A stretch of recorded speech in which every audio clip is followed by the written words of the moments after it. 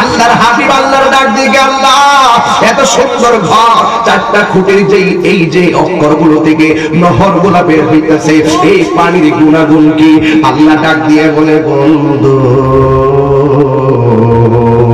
এই পানিগুলো এমন পানি, আপনার উম্মত যখন হাসরের ময়দানে বালতাফের মুখের মাথার উপরে যখন সূর্যটা উঠবে, সেই দিন আপনার উম্মতে পানি পানি বলে কাঁদবো। আমি আল্লাহ এই পানিটা রাখছি, সাকাহুম রাব্বুহুম শারাবান তাহুরা। এই পানিটা আপনার উম্মতে যদি পান করতে পারে, তাইলে এক সেকেন্ডও আর পানি তৃষ্ণা লাগবে না। আমার নবী তো উম্মতের দরদি, আল্লাহর ডাক দিয়ে, তুই আল্লাহ এই পানিগুলো আমার উম্মতের জন্য বানাইছো, কিন্তু এই চারটা নহর যে আসতেছে চার রঙের পানি, এই পানিটা কোথায় থেকে তুমি মূল মেশিনটা লাগাইছো? কোন মেশিন থেকে টেপের মধ্যে পানি আইছে? এইটার টাঙ্কিটা কই? আর বড় করে কন্যা সুবহানাল্লাহ। টাঙ্কিটা কয় ওই জায়গা থেকে সাইডটা ট্যাপ লাগাইছে, চার রঙের পানি বানাইতেছে। আল্লাহ ডাক দিয়ে, বন্ধু আমি আল্লাহ সৃষ্টির সেরা একটা হাউস বানাইছি, এই হাউসটার পানিটা হলো দুধের চাইতে সাদা, বরফের চাইতে স্বচ্ছ। এই নদীর মধ্যে যেই ঢেউটা হয়, এই ঢেউটা আমি আল্লাহ মনে মুক্তা দিয়ে বানাইছি।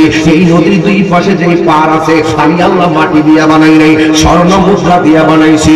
এই মাটির নিচে যেই মাটি আছে, এটা আমি আল্লাহ মেশকে আম্বর চাইতে আরো সুগন্ধ রেখে দিয়েছি। এই পানিটা মধুর চাইতে আরো মিষ্টি। অবন্ধরি শরীয়তের কান দিয়া তাহিরি ওয়াজ আজকে শুনলে চলবে না, একটু ভাবতেই হবে। আমি ভাবনার জগতে আপনারে ফালাইয়া দিছি, এখানে শরীয়তের ধ্যান মেজাজ নিয়ে আমার শোনা যাবে না। এই জন্য ছোট্ট পোড়ার মেজাজটাও কানটা হারিয়ে গেছে, মুরব্বীদের কানটা আল্লাহর রাস্তে হারিয়ে গেছে। কারণ আমার নবীর সম্মান আল্লাহ কত বাড়াইছে। আমার আল্লাহ আল্লাহ আমার নবীকে, আল্লাহ এত সুন্দর নদীটা তুমি বানাইছো। আল্লাহ কই ইন্না আতাইনা কাল কাউসার। ও বন্ধু, এটার নাম হলো হাউজে কাউসার। এই হাউজে কাউসারে খালেক হইলাম আমি, মালিক হইলেন আপনি। তিনবার করি আমরা সুবহানাল্লাহ।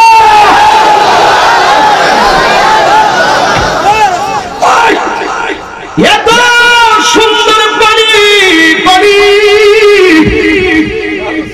নবী আমার জিজ্ঞাসা করে, আল্লাহ আমার উম্মতের জন্য চার টেপ দিয়ে চার রঙের পানি যদি পান করতে হয়, কোনো গুণ লাগবো নি, কোনো কাম লাগবো নি।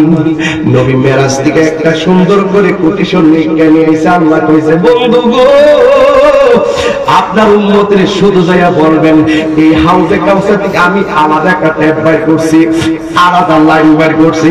আপনার উম্মতের মধ্যে যারা প্রতিটা নেক কাজের আগে বিসমিল্লাহ পড়বে, আমি আল্লাহ রাব্বুল আলামিন এই পানিটার ব্যবস্থা করে রেখে দিয়েছি।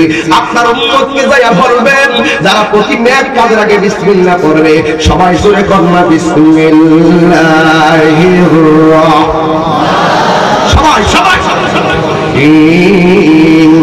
বিসমিল্লাহির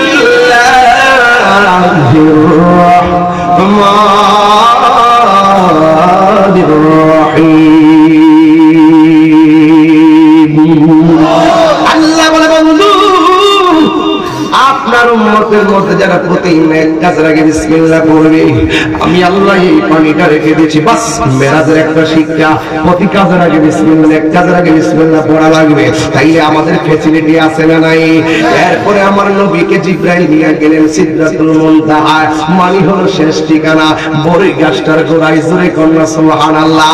ইন্ডিয়ার বর্ডারটা যেমন সামনে যাওয়া যাবে না, জিবরাইল কই নবী গো আমি আর সামনে যাইতে পারতাম না, সামনে গেলে আমার 600 ডানা জ্বললা পুরা সরকার হয়ে যাবে। অথচ এই জিবরাইল রাত্রে আয়েশা নবীরে বলছে, নবী গো আল্লাহ আমারে পাঠাইছে আপনাকে মহান নবীর দিদারে নেওয়ার জন্য, মাঝখানে যে থামাই দিব এটা কিন্তু জিবরাইলে বলে নাই। জিবরাইল কিন্তু এটাও বলে নাই আপনারা অর্ধেক রাস্তা নিয়ে যাও, বাকিটা আপনার একলা যাইতে দিব। কিন্তু না বইলা মাঝখানে যায় বলে, নবী আমার পক্ষে আর যাওয়া সম্ভব না, আমার 600 ডানা, আমি যদি সামনে যাব আমার 600 ডানা চলে পড়ে চারকার হয়ে যাবে। একটা ডানা কত বড় জানেননি? জিবরাইল সাল্লামের একটা ডানা যদি বিছায়া যায়, সারাটা পৃথিবী বিছানা হয়ে যাবে। এমন 600 ডানা, যে জিবরাইলের মাথার মধ্যে 7 সমুদ্র 13 নদীর পানি ঢাইলা দিলে এক ফোঁটা পানিও পায়ের তলায় পড়বে না। এত বড় জিবরাইল, জিবরাইলে হুকুম পায়া মক্কায় আসে দাওয়াত লইয়া। জিবরাইলে হুকুম পায়া মক্কায় আসে দাওয়াত লইয়া, ডাক দিতে মানুষ সাহস পাইয়া জিহ্বা কদম তলায়। সেই খুশিতে পড়ো সবাই দুরূদ সাল্লাল্লাহু আলা, সেই খুশিতে পড়ো সবাই দুরূদ সাল্লাল্লাহু আলা। নূর নবী চাই দিদারে মিলেন খোদা তাআলা, নূর নবী চাই দিদারে মিলেন খোদা তাআলা। সেই খুশিতে পড়ো সবাই দুরূদ সাল্লাল্লাহু আলা, সেই খুশিতে দুরূদ সাল্লাল্লাহু আলা। জোরে জোরে কি আল্লাহু আকবার বলা যাবে না? আমারে আজকে বাড়ি থেকে চাঁদি মাহফিলে আনতে গেছিল, মানে চাঁদি দিয়ে গেছিল আমার জন্য। মাগরিবের পরে গেছে, আমি 1 ঘন্টা পরে একটু কথা বলতেছি, কথা বলি না, ডাইরেক্ট সুর দিয়ে কথা বললাম এতক্ষণ, জাস্ট একটু রিল্যাক্স মোডের জন্য। আনতে যাওয়ার পরে যদি ওই যে কোটটার মুখ থেকে ঢুকলাম এইদিকে, বামে ঢুকলাম না, আমি বামে তো ঢুকছি, এখানে যে ছেলেটা আমাকে আনতে গেছিল সে যদি আমার বলতো যে হুজুর শান্তি যেখানে জায়গায় অবস্থাটা বেশি ভালো না, আমি লইয়া গেলে আমারও খবর আছে, এর যদি খবর দেয় আমাকে খবর নাই। তো জিবরাইল নবীরে বলছে, নবী গো আল্লাহ পারেছে আপনার নেওয়ার জন্য, মাঝখানে যায় নবী গো আমি যদি একটু সামনে যাই তাহলে আমার খবর আছে। নবী যদি আমরার মতো হইতো রাসূল বলতেন, এ জিবরাইল তুমি আমার ঘর থেকে তুলে আনছো, আমার নিয়ে যাবে, মাঝখানে আমার কোথায় রেখে দিতেছো? এই কথা না বলে রাসূল বলতেছেন, ইয়া জিবরাইল আল্লাহ মিন হাজাতিন ইলা রাব্বিকা।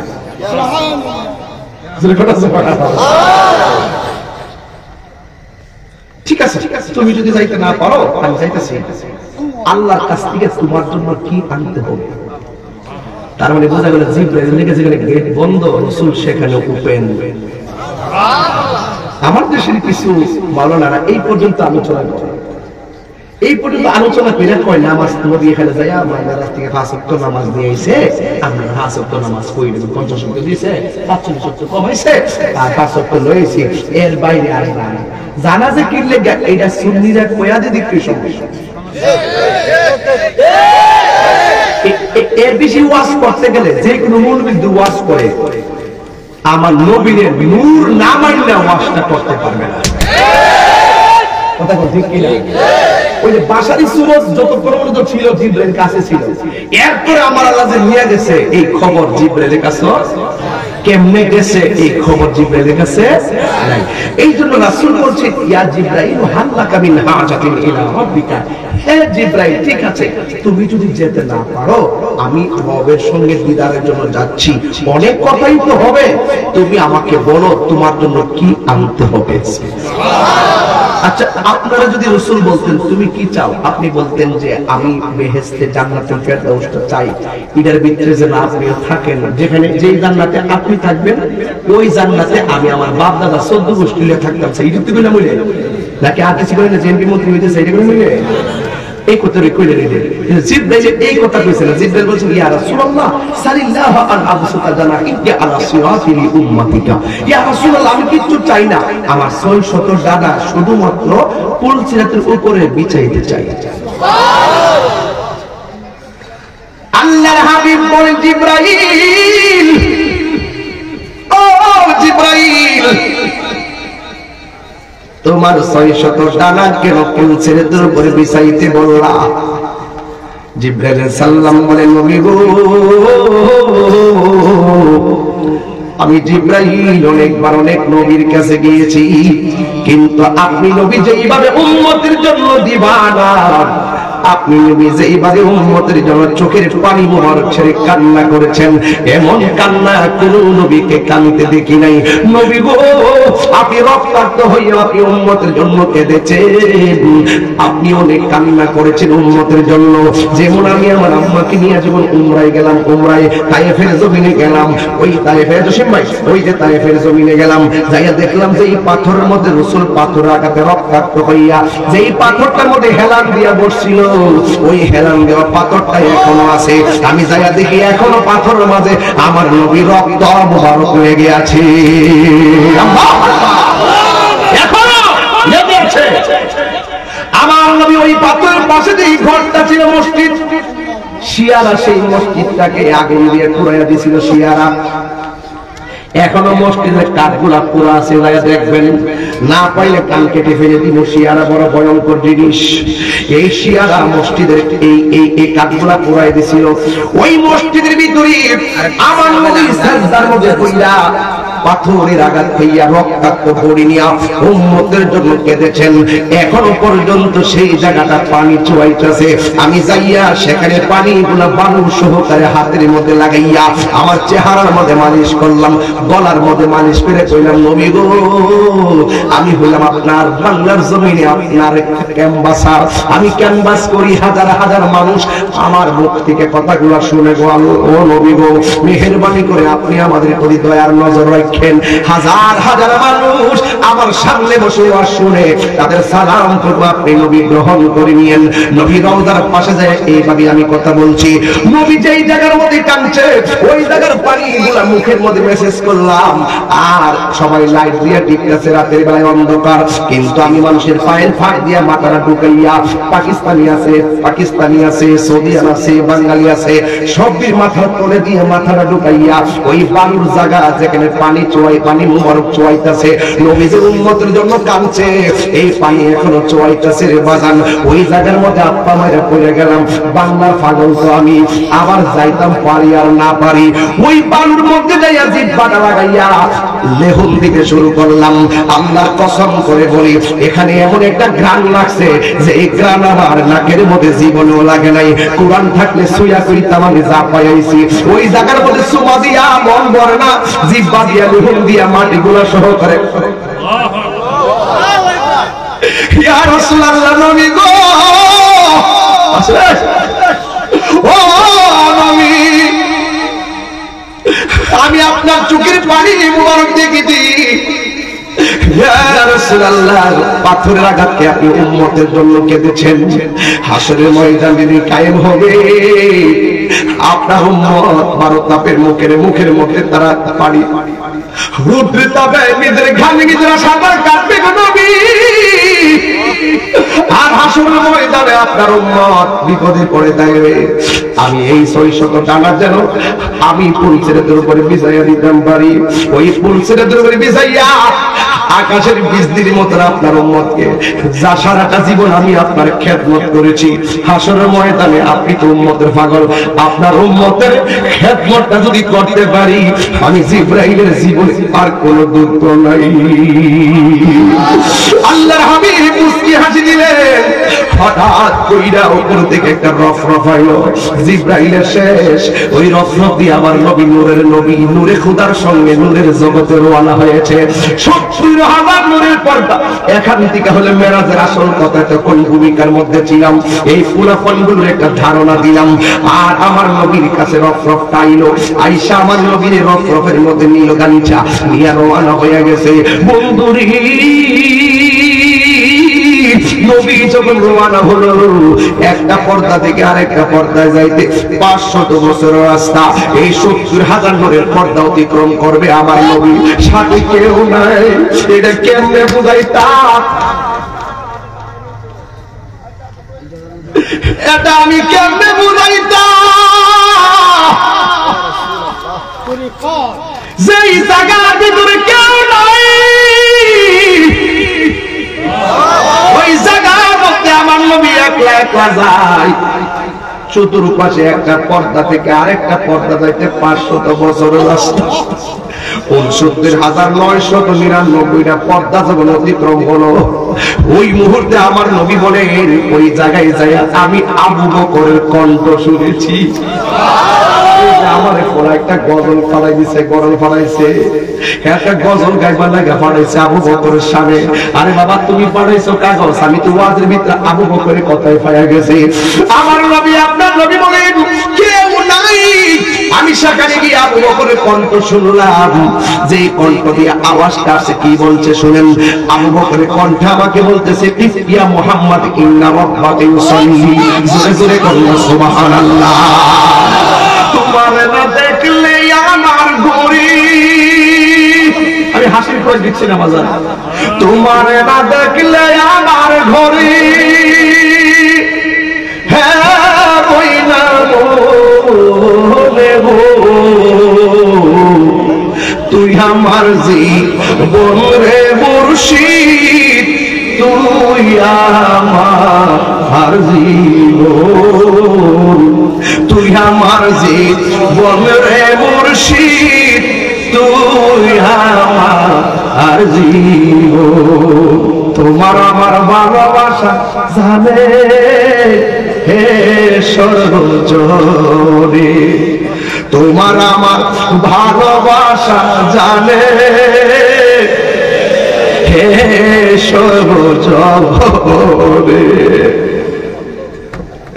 অন্ধের চোখের মনি তুমি সাথীরা,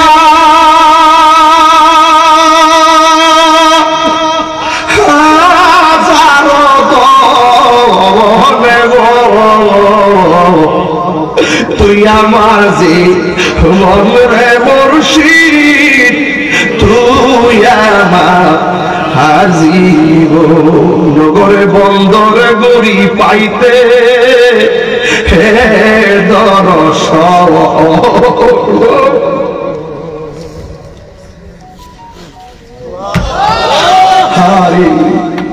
জীবনে কত লক্ষ লোকের সামনে ওয়াজ করলাম, নবী গো আমরা তো তোমার পাগল। নগরে বন্দরে ঘুরি পাইতে হে দর্শন, এই তাহিরি সদাই বাসে নড়িও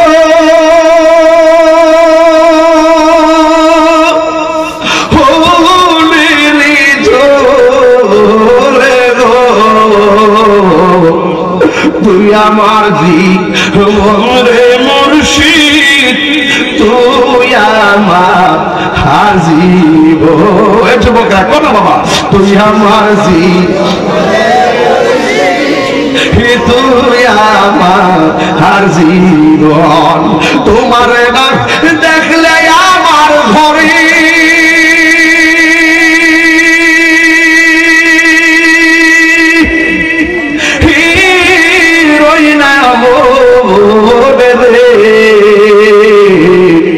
তুই আমার জীবন রে মুর্শিদ, তুই আমার জীবন, তুই আমার জীবন রে মুর্শিদ, তুই আমার জীবন। আল্লাহু আকবার। একবার যদি পাইতাম তোরে করি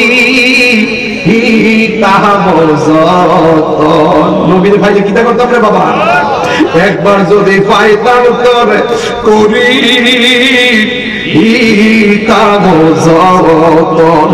অঙ্গেতে সিটাইয়া দিতাম তুলসী।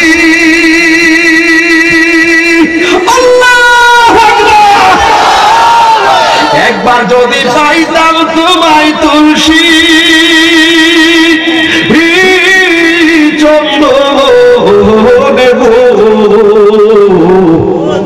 তুই আমার জীবন রে দয়াল, তুই আমার জীবন, তুই আমার জীবন রে মুর্শিদ, তুই আমার জীবন। তোমার না দেখলে আমার ঘরে রই না মনে রে, তুই আমার জীবন রে মুর্শিদ, তুই আমার জীবন। জোরে জোরে কি আল্লাহু আকবার বলা যাবে না? এ যুবক যুবতী ঘুমিয়ে গেছো?